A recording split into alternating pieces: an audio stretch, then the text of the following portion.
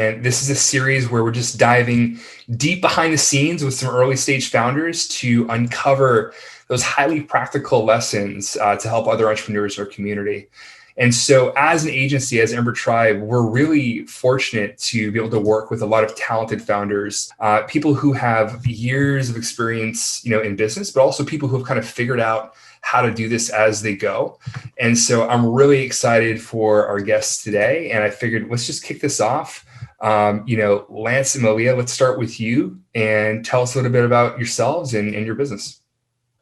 Hey, Josh, thanks for having us.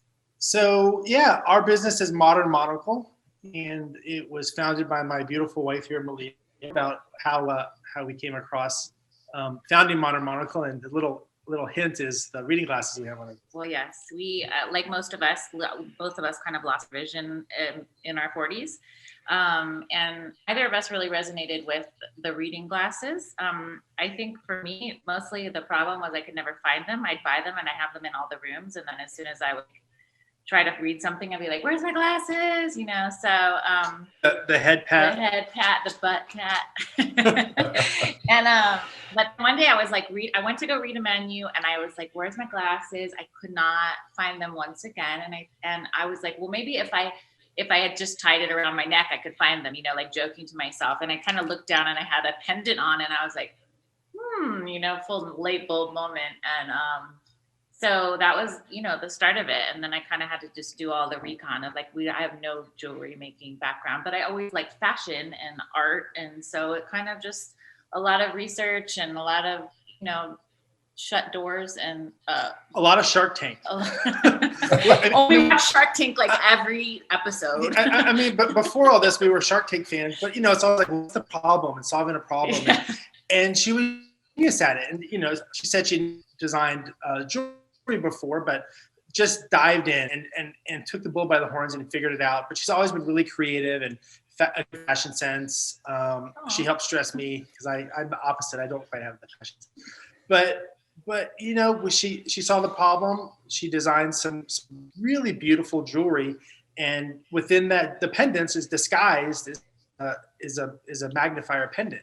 So you can kind of see. This is one of our new designs. So the idea is, it's not to replace your reading glasses but it's for the quick hits, for the ingredients at the store, for the menu. When you want to go to dinner, you don't want to have to worry about your reading glasses. Right. And just even around the house, because I don't like to always have to do this all day. I just pop it out anytime I need to read anything. It's super easy. But then I wanted to create them so they're stylish and cute. And sometimes, when we do a show or something, people walk by and they're like, that's a beautiful necklace. And I wanted that. I wanted people to love the jewelry and possibly even buy it, even though they didn't need it, but really just to have a functional, beautiful, stylish piece. Yeah, that's the best thing when they come in and they buy it and they don't know that it's a magnifier. Yeah, and then they realize, and they're like, they do the little dog head thing where it clicks in their brain, and that's the greatest compliment we can get is when they buy it for the jewelry and not for the magnification. Yeah. Yeah, it's amazing. You guys have really struck the balance between utility and fashion accessory, and the fact that you can market to people with both of those angles is a tremendous asset, for your business. Yeah, it is. We appreciate that, but within that marketing and that connecting with people is getting that messaging across. I know we'll talk about that a little bit later, but it's not just pretty jewelry. It has a utilitarian.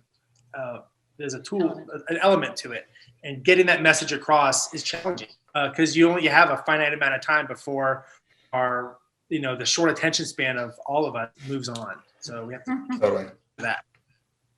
Totally. Well, John, let's go over to you. Tell us a little bit about yourself and your business. Yeah. Thank you for having me. John Aragon, designer, entrepreneur, wear many hats. I helped start the company Native Supply and everything that we do there with HDA with my business partner and mentor KB. On the front end is essentially we're designing clothes, really cool clothes. But in so many other ways, from the onset, we wanted to create a vehicle to communicate our convictions and our values. So as much as it is clothing, which is great and it's stylistic and we put a lot of attention and detail into it, what we've said historically is just it is a vehicle to communicate a message that is really at the core of who we are, what we believe in terms of our relationship with God and how we should relate with the world that is in need, not just for God's love and mercy, but in all the other ways that we can show love and compassion. So we started a few years ago, not knowing that it would grow into what it is today, though we had the hopes and aspirations that it would. But along the way, I think we quickly found, as we were trying to solve like the internal, external, and philosophical problem for our fans and customers, that we were making meaningful impact in people's lives. And that was just life-giving in and of itself. So we've been doing it for a couple of years. I have a background in development, marketing, design, a few other things. So as KB and I, as we've talked about it over the years, it just made sense. It just kind of came naturally as we worked towards it. So as we've been designing the clothing, I know the second year or so when we really started to, collect feedback and reviews, we had one customer reach out to us and essentially say, my goodness, like this t-shirt that says "Not Today, Satan" has just emboldened me, not just in my faith, but now I'm being stopped by people in school, high school girl, and maybe she's a bit timid about, how to communicate her faith or her values and her convictions, but the clothing just served as a vehicle to, allow her to start those conversations. And that's one of thousands upon thousands of stories that we've heard. And that's just life-giving in and of itself. So, so we're creating an experience for our customers. We're trying to cultivate a certain type of lifestyle for them, though our target audience is that. We've gone outside of those faith communities, which is really incredible as well. But just a little bit about myself, a little bit about the company. That's awesome. Thanks for sharing that. And something that both of you have touched on, I'd love for both of you to answer. Feel free to jump in. Whoever wants to jump in first is how do you get customer feedback, and how do you go about acting on that customer feedback? John, you mentioned a little bit just about getting some of those personal stories from your customers and how you're seeing some of your mission fulfilled by getting that feedback. But how do you, very practically, how do you solicit that feedback? And then when you get it, how do you make sure that you're able to act on it and, do something about it and take it into consideration? Sure. Yeah. So, we have the traditional ways that we are collecting reviews, and our CSR team is, managing, either questions or concerns from our customers, which is really awesome and great. One of the things we started to do a few years ago was, we pick, pack, and ship everything. Our team is making every single piece.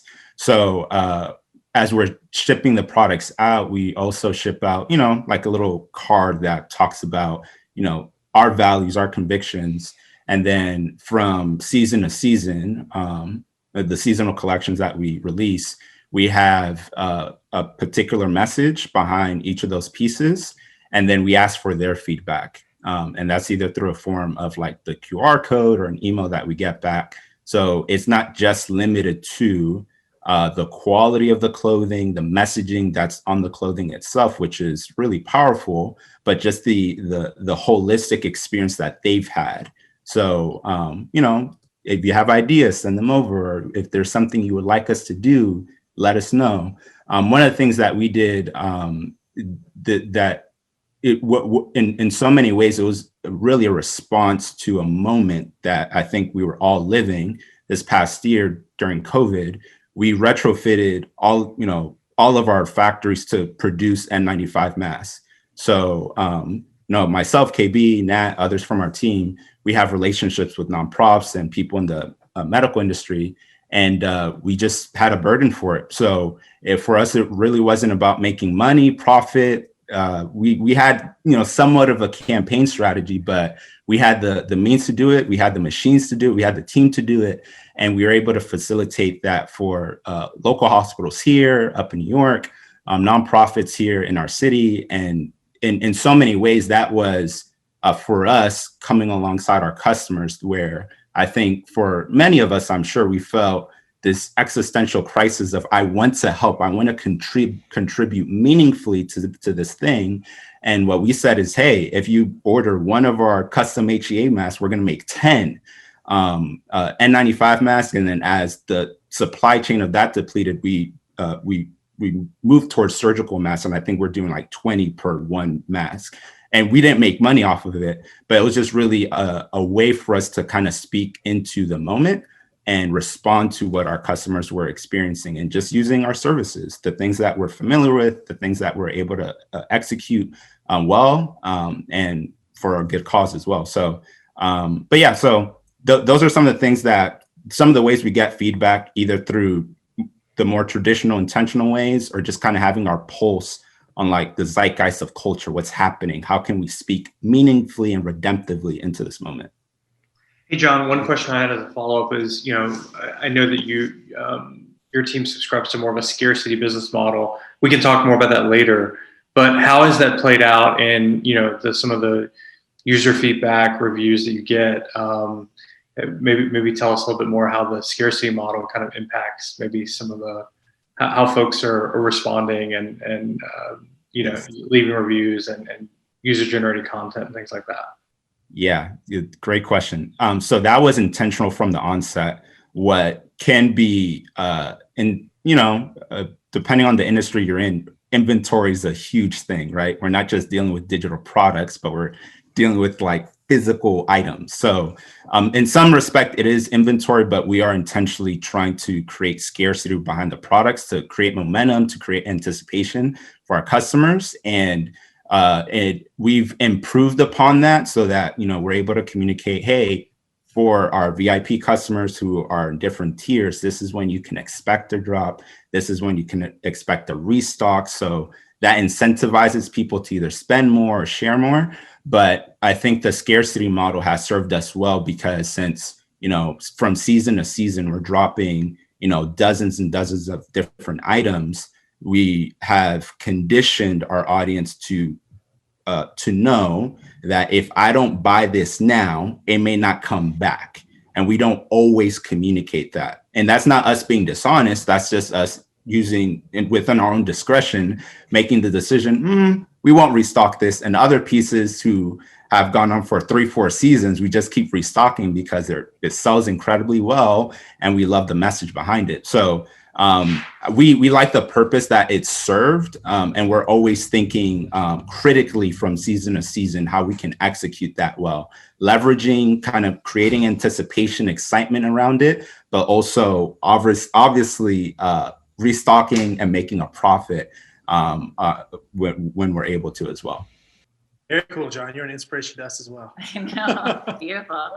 So we get our feedback mostly from reviews. We have a couple of different ways that we get the reviews. We send a follow-up email at the end of their purchase, after they receive their purchase, that act is to see like how they like our product and if there's anything that they would share. Anything like that. We also have a review system on our website, which is an app on Shopify, which is Loox. It's like LOOX, which people they're encouraged to review our product. Also through our Klaviyo emails that we send out, we encourage reviews and Facebook, and then and Amazon as well. So we go through all of the reviews. We're kind of like it's a small shop we have. So like I do all the customer service, and we read every single review, and then sometimes I'll even reach out to the customer and be like, hey, like, can we chat? I'd love to hear more about this, so I can kind of figure out what's not working for them. Maybe they're not using the monocle correctly. I've had there's several conversations I've had where like how they don't think that it works, and I explain to them how many inches from the eye exactly, and if because we have the same lens for each for all of our pieces. So depending on your site, you have to kind of work with you just dial it in a little bit. So just really trying to keep our, like you said, John, keeping our finger on the pulse of our customers, and being really thorough with like reading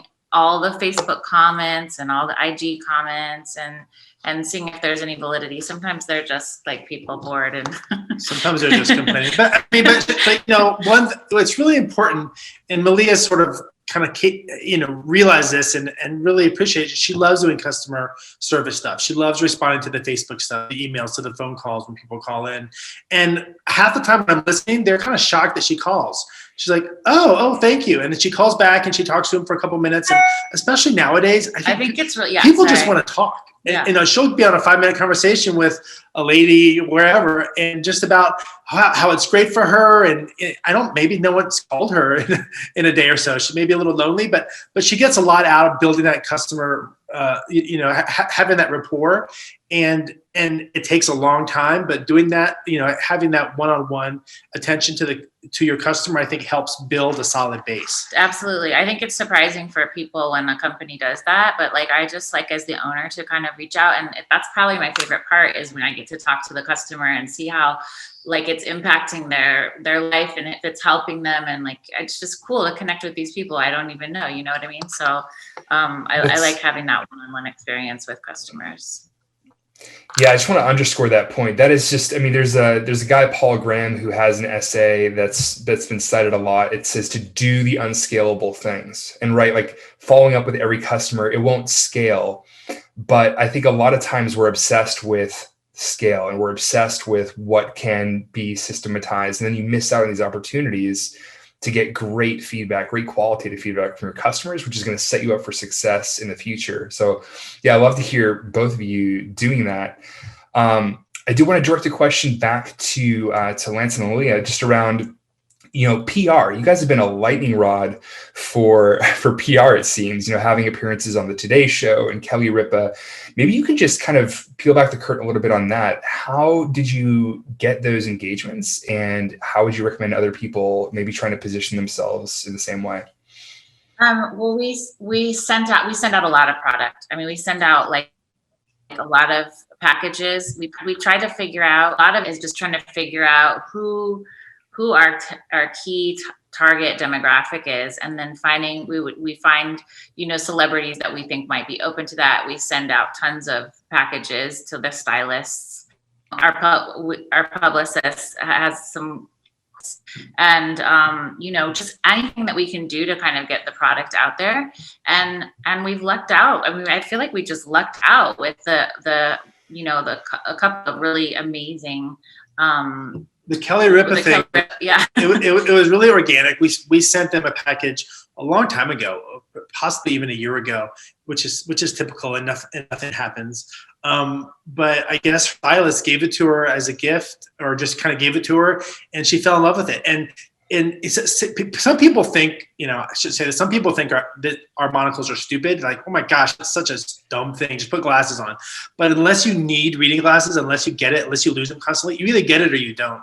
And Kelly Ripa gets it. She's in the same boat that we're in, where she understands the product. She loves the aesthetic of it, the stylish way it looks, and the convenience of it. And she's such an adorable, smart, just sort of on it person all around. And so she had a really cute segment which is kind of what happens. You get to the conversation, like it's a conversation starter. A lot of our friends go to dinner at these things and they're like, oh my gosh, what's that? And they talk about, they're all getting old or whatever.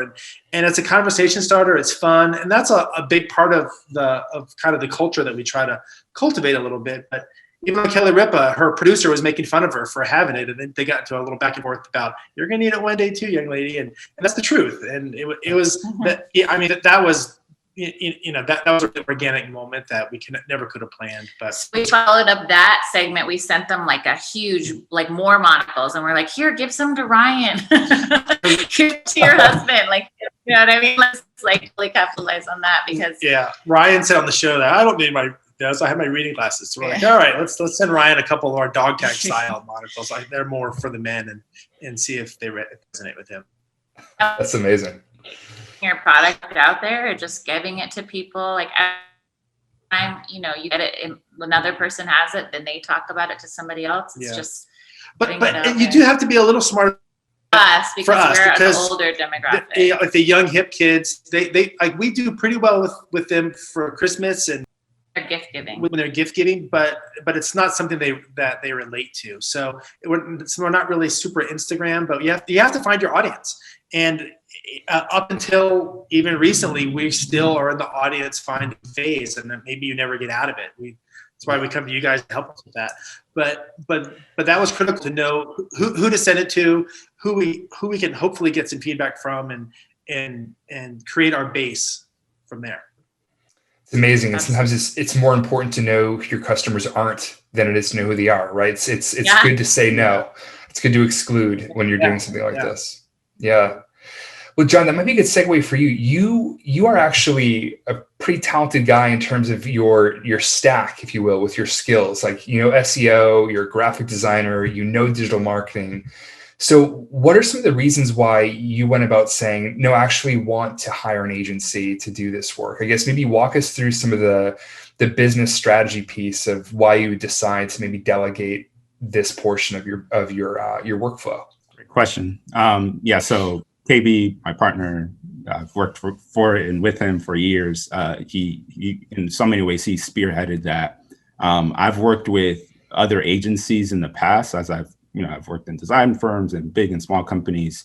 I've always seen the value of partnering with an agency, not simply seeing them as a means to outsource something you don't do or can't do or don't have the means or resources to do, but knowing that there's a dedicated team that's solely focused on that, and you partnering with them just brings incredible value. That's why that space, that industry is so effective, because companies see the value in that, and you guys are getting insight into specific ways that we can target customers more effectively as you give yourself to the work. So it just made sense for us in that respect, and obviously shared conviction values that really sold it for us.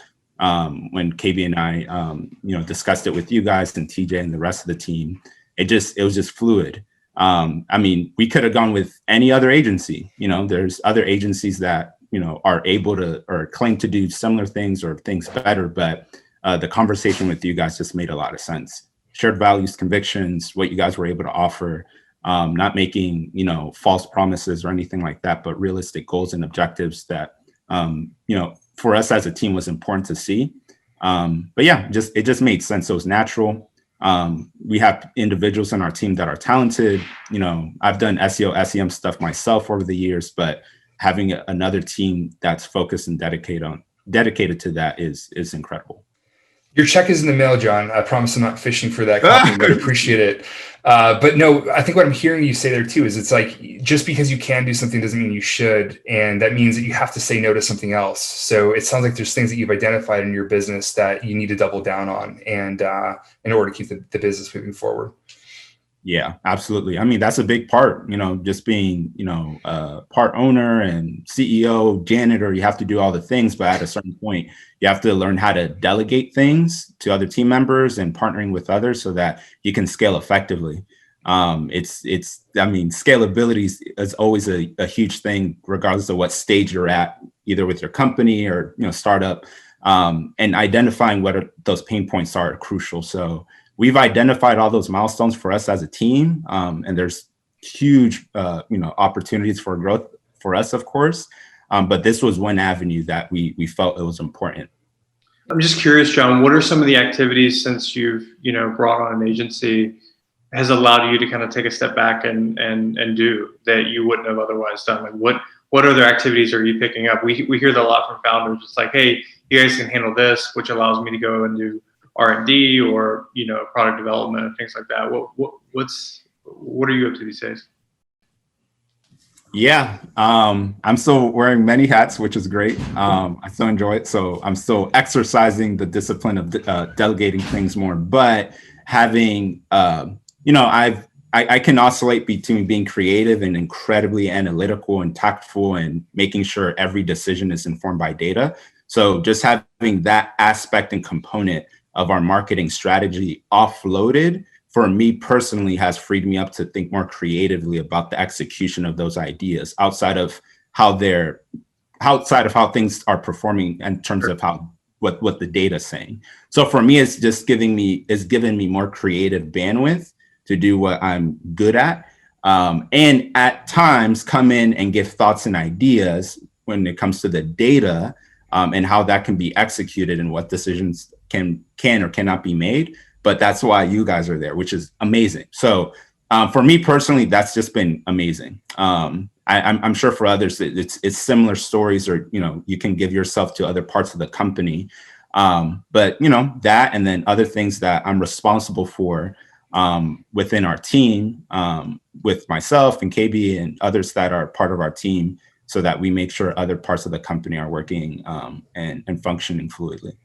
So Lance and Malia, over to you. You guys are not just partners in the business, but you're also partners in life. So I'm wondering if you could tell us a little bit about how you go about maybe divvying up the work, and maybe what advice do you have for other couples who are in the same place and they're kind of running something together. What advice would you have for them as they're taking this on?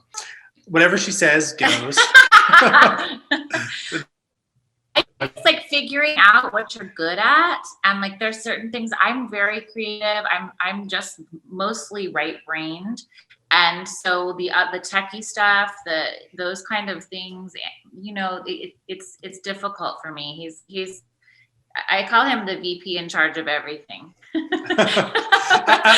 not as techie or as skilled as John is, for example, but I come from a video background, so I have that analytical brain a little bit, and I apply that. But we like being around each other. We love each other. We've been married a long time, but we enjoy each other's company. That works for us. I have a lot of friends who need a little downtime from their spouse, and we get it, but we also, we get that downtime, but we just enjoy being around each other, and it's challenging to grow the business. And kind of speaking on that point is like a lot of people ask us, well, how do you do it? What do you do? Or how do you start an e-commerce business or a jewelry business or anything online? And John hit on it as well. You want to delegate out. At a certain point, you try to figure some stuff out, but eventually you need to give it to people who really know what they're doing. So you don't have to worry about it anymore. I tried to do some Facebook ads. It was horrific. It was awful. And I even copied exact ads that other people had pushed done. all the same buttons. We pushed the same buttons. Yeah. We had our first digital company we hired. I copied their ad and I tried to do like a clone. And it didn't work At all. So at a certain point, you really want to surround yourself with people that are smarter than you. You know what I mean? That whole saying. And like you said, trusting in you guys frees up Malia to come up with some more designs, and it frees me up to do some of the other stuff I want to do with our wholesale markets. And like figure out what you're good at and get professionals to do that. I think is the thing. And we just do as much as we can do. And then we're like, okay, this isn't something we really know how to do. And then we try to find someone that can help us. Yeah. That's a good word. That's awesome to hear. And then, Lance, you did mention about the video. I think that's probably a good point for us to speak about video, like the power of video right now. How do you see video kind of playing into the marketing that you're doing, or just anybody who has an online business? How do you see video fitting into that as an asset that should be used? Yeah, video has the power to make somebody feel an emotion. Photos are great, and they're very necessary, but coming from a video world, I put a lot of faith in being able to use video as a vehicle to make somebody feel something, to feel sadness, to laugh, to be thoughtful about it. And as I talked about before, we had a little bit of a tough time explaining to people what our product is. It's both beautiful and functional. And we found that a photograph couldn't do it. You either have a shot of somebody using it, you have a shot of it sitting on them so you can see the beauty. And really the video allows you to put all aspects of what our product is. And that just worked. That worked a lot better for us. So and I was happy about that. So I was able to bring something to the table and make some video content. And through this, I had to learn making different content for Facebook versus Snapchat, or 16:9 or 9:16, and all these different formats. And that was educational fun for me. But that's the other side of it, is you definitely figure out where the video is going, what your end product is, and kind of back into it and make sure your production is is orchestrated to meet those objectives. Fantastic. So we're going to start to kind of land the plane here, but I got a couple more questions I'd love for both of you to weigh in on. John, let's go over to you. When it comes to leaders that we've worked with, founders that we've worked with, one thing that we always find is common amongst all of them is that they're lifelong learners. And so I'm curious to hear, what are some of the ways that you continue learning? Maybe what are some of the resources that you'll consult? What are some of the ways that you learn from mistakes? But just this theme of learning, how do you continue to be this lifelong learner to be better at what you do? Yeah, reading, a lot of reading. I think experience is phenomenal as well. I think we can all attest to, you work in a company or starting a company, you learn a lot as you go, right? Especially as it scales. That's been a huge help, obviously with getting things started with what we have going on, learning from our mistakes and pressing ahead and moving forward.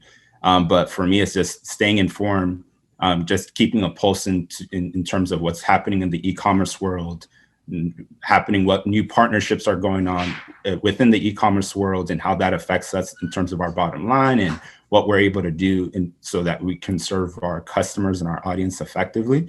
So it's just a lot of reading. Honestly, it's just a lot of reading. But attending conferences and networking and just having an idea what's happening within our space so that we can speak meaningfully into it. And then we can also have an idea of where things are heading. I think, if anything, what the last year has shown us too is, and it differs from industry to industry, but certain businesses that were solely brick and mortar saw the value of like, wow, we need to really ramp up our online presence because people are so accustomed to shopping, online at their favorite store and having a particular experience there. So how do we replicate that? So, I think that's been a huge learning experience for several people. But yeah, for myself, it's just a lot of reading. So it kind of depends on, the quarter, wherever we are in the year, but some months I can find myself, deep in the, in the silos of like design and color theory and seeing what color tones and pat tones, how those things speak into where people are at. Or sometimes I can find myself reading articles or even, books on entrepreneurship and just having a mindset that kind of fosters creativity and growth and being, goal driven, things like that. So just a lot of reading. It's just a lot of reading. Obviously, like I mentioned before, just networking, meeting with other individuals that are passionate about the things that they have going on. And it doesn't necessarily have to be within your same vertical, but they have a conviction, a passion to pursue what they're pursuing. And there's a myriad of shared interests there. So finding opportunities to network with people within your own city and just, developing those partnerships, and you never know what those things can turn to. So yeah, reading, partnering with individuals within your local space in terms of networking. And, if you're like in the technical side of the business, just having an idea of, what Google's doing and just looking up, the latest search trends and seeing how you can speak into that with blog posts and things like that, or with creativity and design, just thinking and looking at what some of the larger companies are doing, what's been effective there. So I think I'm a lifelong learner. It's so crucial. It's so important to me as it pertains to, the business. So. It's a great answer. If you keep reading that much, though, you're definitely going to need one of the modern monocles in no time here. As the eyes go. Eventually, yes. Yeah. Malia and Lance, what about you? What are some of the resources that you tap into or depend on, and what are some of the ways that you stay ahead with learning in your business? Yeah, I read mostly comic books. No, I'm just kidding. I'm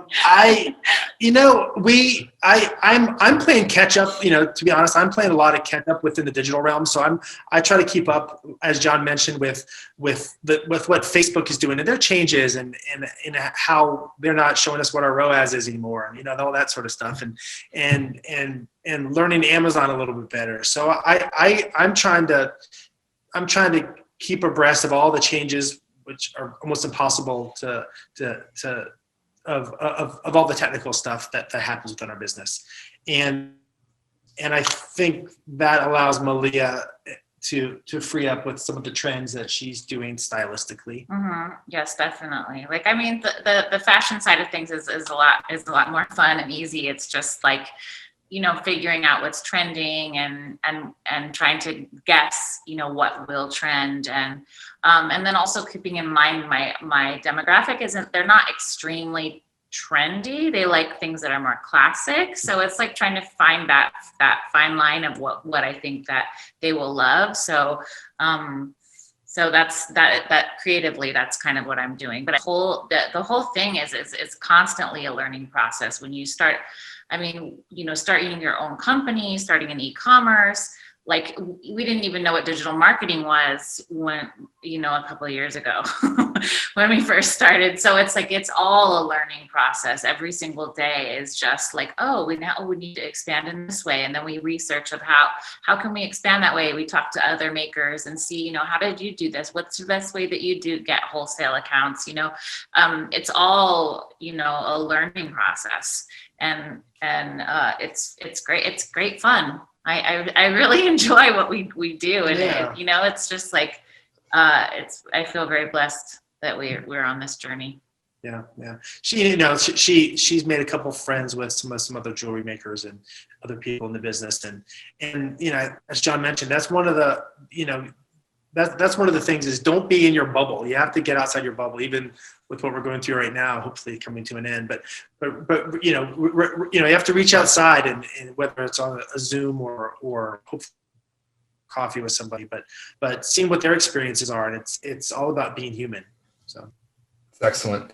Yeah, I think that's probably going to be a great place for us to end. If you could both just kind of imagine yourself speaking to somebody who, is in your shoes, but earlier, right? They've built their store, they get their product in mind, they're about to launch. Like, what's one word of encouragement that you could give to that early stage founder? I think a lot of people feel lonely in this. And even though there's a lot of communities online, there's that sense of loneliness and maybe fear. So what's one word of encouragement that you would give to anybody who's kind of early stage with their business? I guess I would say, I don't know. What would you say? In some ways it's very simple. It's simple and I don't know. What would you say? Well, I just think that if you're doing something that you're passionate about and you love, then just try to let go of the fear. You're going to be able to find the answers. Just keep pushing ahead. Do what you can each day until you can't anymore, and just have faith that this will unfold, in the right time. But I think in the beginning stages, it can be quite overwhelming. But the information is out there. So ask other people, try to reach out to other people that have been there before, research online. It's all doable. It's all totally doable. So just have faith and just have faith in what you're passionate about. Beautiful. Very good. I guess I would add to that a little bit that, there's so many resources out there. I mean, there's Wix to make your own website. There's so many things where you can sort of do it yourself. And if you make your own website, your knowledge base is going to grow exponentially. It's probably not going to be the website that you're going to want to lead with your company. You're probably going to want to get some professional help or try again. But like Malia said, put one foot in front of the other every day. Put one foot in front of the other. And the other thing I live by is lists. You have to make a list of, what you want to get to point Z. How do you get there? You have to go through A, B, C, D first. Make a list of that so every day isn't overwhelming, but you can chip that off a little bit. And, if you want to have lunch with somebody who does e-commerce marketing, then go have lunch with that person. You're going to learn a little bit. And they're going to say, you know what, you should check out this. Or if you want to build, or if you want to build your Facebook, you can, there's resources online, but like Malia said, don't get overwhelmed, and enjoy that journey of it, because it's fun. It's fun creating a business. You just have to don't think about the destination as much as like each day unfolding this passion that you have. Really wise. It's really good wisdom. John, why don't you wrap us up? What's your one word of encouragement? Yeah, I think is knowing your why. Why am I doing this? If you feel called to pursue the thing that you feel called to pursue, then go 100% at it. I think that's really, really crucial, because there's going to be, highs and lows as you're building, your company, your institution, And not everyone has the opportunity to get VC from the jump, or if they're in the seed stage, then they can just get an influx of money and, you know, quickly staff 50 to 100 people. So if you're not in that position, just knowing your why, that's so crucial. And, you know, along with that, I think it was alluded to before here as well, that, you know, just doing research and knowing that, you know, those first couple years is difficult and you may not be able to pay yourself, and just being prepared for that financially, and just even researching your specific industry, your specific vertical, your specific market. So you're making informed decisions along the way. And you have an exit plan, or you hunker down and you push forward. But yeah, for me, the biggest thing is the why. Why am I doing this? Why am I staying up till 3 a.m. to do X, Y, and Z on this specific day of the week? Oh, here's the thing that keeps me going. This is the driving motivation.